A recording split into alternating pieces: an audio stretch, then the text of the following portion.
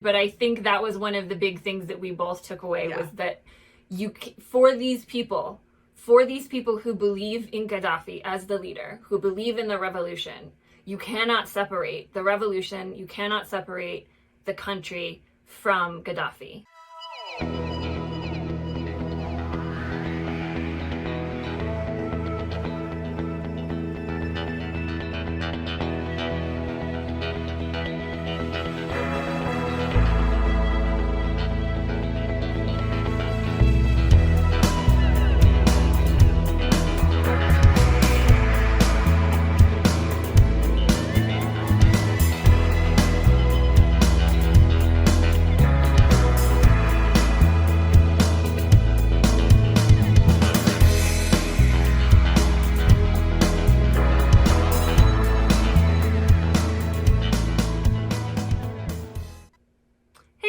We're the Good Doctors of Abbey Research. I'm Dr. Erin. I'm Dr. Kristen.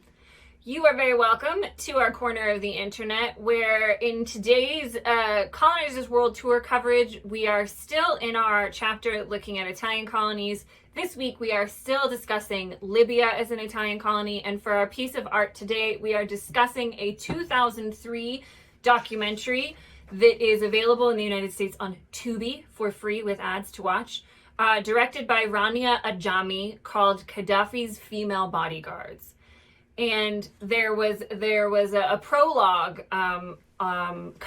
series of chyrons on the screen before this film, making sure to state that it was filmed in 2003.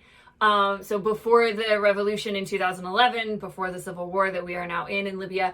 And so it's very important to remember contextually when this was being filmed. And this was still not in the heart of the Gaddafi regime, but still very much in the firm understanding of the Gaddafi dictatorship. Yeah, they make the point that that the women did not see a future outside of Gaddafi.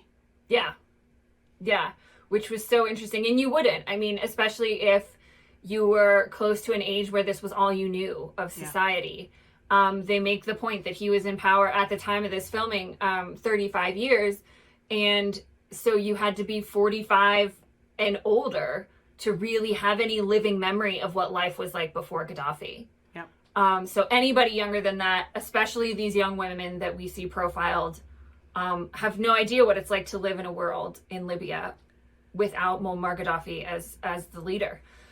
So this documentary does do what it says on the tin. It follows the story of Qaddafi's female bodyguards, which was not something I was aware of prior to our Colonizers World Tour coverage, but it is something that he was very much known for. That he often, his number one bodyguard for a long time was a woman. And a lot of his bodyguards were, and he was known for this around the world. And so the documentarian Rania wants to examine the role of the warrior women in this story. Like, are these Amazonian women, or are they symbols? Are they just merely, window dressing for a repressive or an oppressive regime towards women? So that was the kind of question she was examining. She lands more on the side by the end that this is, in her words, state-sponsored beauty. So she lands more on the side of these women are more tokenistic and more symbolic than actually about an Islamist feminist revolution. But that's not what these women believe, and she makes that very, very clear as well, which was fascinating. So it tells the story of several of these women. Specifically, she is, and I'm scrolling, I know I wrote down this woman's name, Fatia, is the main colonel that she gets permission to follow around and film at times. Also, always with two male guards who are there to make sure she doesn't film anything. It's illegal to film anything in Libya without the permission of the government. At the time, they had no movies, they had no cinema. You weren't allowed to do a lot of things that weren't sanctioned by the leader or the government. So this documentarian is walking a very thin line in terms of what she is able to show. And she talks about this as she goes through that if there was something that an image that they did not think represented Libya, according to their discretion, the camera was shut off, pushed away, and she was not allowed to report on it. So she got access, but limited access. But at the time, quite great access in 2003. Not a lot of journalists were, outside journalists were allowed in Libya to film at all. So it was fascinating for me to see that story get told. And the way she explores kind of the gender roles in a revolutionary context, and for these women who are very much believe themselves to be active participants in the revolution and in the ongoing cultural revolution and ideology of the state. Obviously not speaking for all Libyan women, but the Libyan women, who are interviewed in this documentary. And to see kind of their role in the visual landscape of the Gaddafi regime. So early on they say, that he has, the phrase that she uses is that Gaddafi has monopolized the visual domain in the country. I thought that was, it's one of those things where, of course, if they didn't have movies or they didn't have, of course he would. But seeing it, they don't have pop stars. They don't have anybody else. Everybody knows Gaddafi's visage. It's everywhere. That was a light bulb moment for me of what this must feel like, especially after she makes that point. They go on to talk about how guarding Gaddafi is not actually their job. Their job is to guard the spirit of Libya that is embodied in Gaddafi. Yeah. Okay.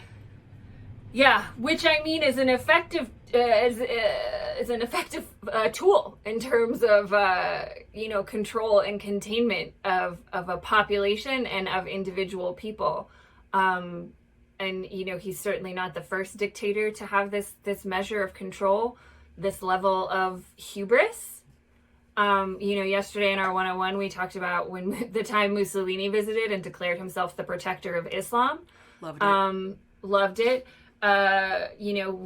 We can talk about Idi Amin and his declarations during his dictatorship. So this is a very common symptom of the larger disease of a dictatorship.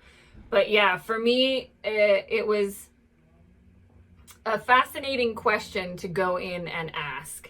And I know I got a lot more out of this documentary than you did, but I think that was one of the big things that we both took away was that for these people who believe in Gaddafi as the leader, who believe in the revolution, you cannot separate the revolution, you cannot separate the country from Gaddafi.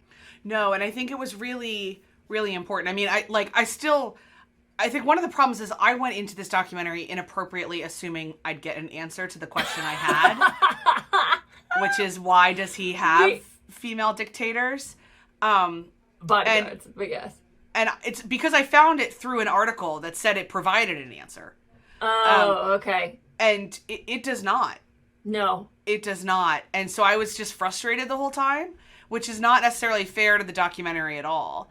But also, I don't have as advanced or informed thoughts around containment, prisonership, some other stuff, militancy than you do because of your work with the historical Northern Ireland prison system.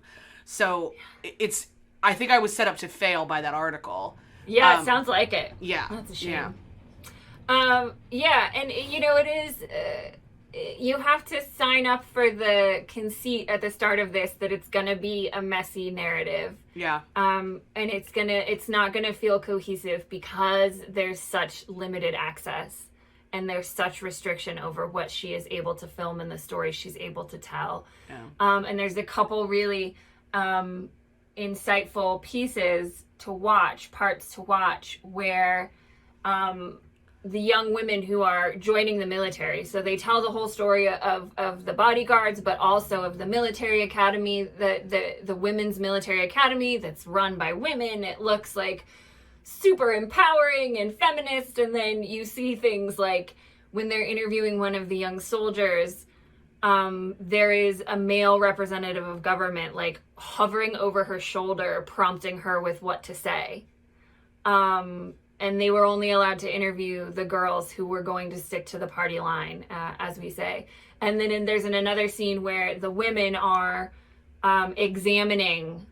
testing the other women in their like marching skills. But the exam is being overseen by a male member. And so, and then we get another scene where Fatia is going, makes a visit to the Navy, where Libyan women aren't allowed to serve in the Navy because, quote unquote, of the problem of accommodation. We are not one of those Western countries in which men and women live in the same spaces, is what the man in the Navy says, which, you know, culturally they're not. And they categorically state it is very difficult for a Libyan woman to serve on a ship. How they know this without any Libyan women serving on ships. Anyone's guess. How very prescient of them. But we see through body language and actual language and facial expressions how completely summarily dismissed she is by the Navy. Oh my God. Yeah, they're like, why are we even here? Like, and she is insisting on and fully believes that women deserve to be in every position of leadership in any armed service that they so choose to be involved in. And like for her, it's actually a theology aspect. Yeah. Like for her, this is how she acts is. out her faith. And so to be told that she can't do this, it like they're telling her that she can't serve Allah. And I know what that feels like, and it's incredibly frustrating. Yeah, that's a great point. Because the documentary doesn't deal a lot with religion explicitly, but I think it's just because it's assumed. I mean, Libya, as we know, is statistically almost entirely Muslim, 97% Muslim, or 90% Muslim, sorry. So I think it's just assumed, especially in the Qaddafi regime, that if you were in that position, that a faith and your Muslim faith was a big part of that ideology. And that, you know, they show a clip of the women marching at one point and they're chanting Allah. And Fatia says, you know, what could be more motivating to them? What could be more energizing than to say Allah? So that's a big part of it. The other thing I want to talk about for one hot minute is this Miss Net competition. Okay. Which at your leisure. There's a point in the movie, y'all, where Libya's first beauty competition ever is this Miss Net competition where they bring in all Western models, all non-Libyan models. I didn't realize it was a competition. I thought it was just a show. I don't know. Okay. She describes it as a competition, and like the banner says competition, but is it really a competition or is it just a performance? Like fair. Okay. All Western women wearing designer T-shirts. Roberto Cavalli T-shirts. You know, maybe they have an in because it's Italian. I don't know. Designer T-shirts with Gaddafi's face on them. Camo pants and boots. They're all wearing the exact same thing, and that is all we see of the competition. I wanted a whole documentary just on that competition. Absolutely. Why? What? Who? For what purpose? It was that, and it was the giant gold fist crushing an American plane at Gaddafi's old house that were the two most visually interesting things to me. One surprising and one not. But yeah, that competition was just so many layers of what was happening. And they do talk about in this documentary the gender role for these Libyan women, specifically these Libyan women, and the Libyan women who work, as these women are considered to be, you know, part of the workforce, and how they see themselves and how they see their femininity and how they see their womanhood and how they see that in relation to their jobs and their families, but also primarily this ideology. And it all comes back to this ideology. And even they're at the house of Fatima, who's a member of the advisory committee in the government. And her husband even says, he said, I am not out there. I am not protecting the leader in the way that they are as bodyguards, but I protect the leader every day. I protect the leader by being a good Muslim, by being a good Libyan. Yeah. By like doing all of the things that I should do to be a part of this ideology and a part of this state. So hats off to Gaddafi for really convincing folks of their role and significance in this. But yeah, I mean, I think it's fascinating to watch, but also part of me was sad, but I wonder if it's my bias that's sad, that, believes these women are being hoodwinked. Who am I to judge their belief in what they're doing and who they are? But part of me was still just like, oh, I don't think he means it, y'all. I don't think this is about empowerment. I think it's about symbolism. And he was a quirky dude who, as you said yesterday, vacillated between engaging with the West and disengaging with the West. And God knows this was a part of it in some way. And his vision for what his dictatorship would look like. But, yeah, I would like a bit more explanation, but I don't know that we're going to get that explanation since he's dead. And like, my big question at the end was like, what happened to these people? Yeah. After the revolution. Especially because they don't cover this in this documentary, but after he was dead, they all came out and said that he routinely raped them. Oh, really? Oh, yeah. Like a serial pedophile, a serial rapist, like really, really ugly, ugly stuff. Oh.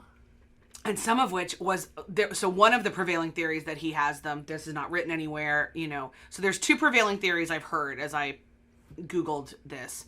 One is that the more extreme Islamist groups will go to hell if they are killed by a woman. Yes. And then they did talk about that, yeah. Yeah, and then the other is that he surrounded himself with women. If he gave them power, they weren't going to narc on him, essentially. Okay. Yeah, so I think this left me with more questions than answers. Yeah. And I would really like to, I'm literally just going to ask Google the question, like, what happened to the female, like, where are they now? Do they still believe in Gaddafi? Do they still believe in the revolution? What part of this triumvirate of political ideologies and militant groups are they a part of? That's the remaining question. So now what? So now he's dead. So now the revolution is over, ostensibly. So now what? Now that his son is running for president, are they, yeah. Are they supporting him or not? Like, to me, those are the interesting questions that I don't think this documentarian could get access to necessarily, even at the time. Or, but what happens when that ideology is broken or shifted, or there's so many holes in it that it sinks. Yep. Which would all be interesting things to uncover. So hopefully, intrepid artists will continue to ask these questions of what was a phenomenon in the Muslim world. They certainly make that point. This is very, very much against the norm in terms of a role for women in government, in military. Women are very often used in propaganda, in regimes and in revolutions and ideologies. And that was a thing that really drew a lot of similarities to me, but visually in the representation of militant women, of women who are combatants between Gaddafi and the IRA, and how Irish republicanism has utilized symbolically the women who fight for Irish republicanism in a very similar way, in which they are heroicized for their participation while also still expected to carry out all the traditional gender roles. Yeah. And very often, a lot of parts of Irish republicanism have used women as propaganda while not implementing the ideas that they are propagating in terms of rights and access and equity and representation. So this is not an old story by any stretch, but for me, the parallels between the IRA and Gaddafi was just too good. Was just a lot. So I'll also have to do some more looking on that. Dr. K, before I sign us off here, anything else about this odd little piece of documentary history you found for us?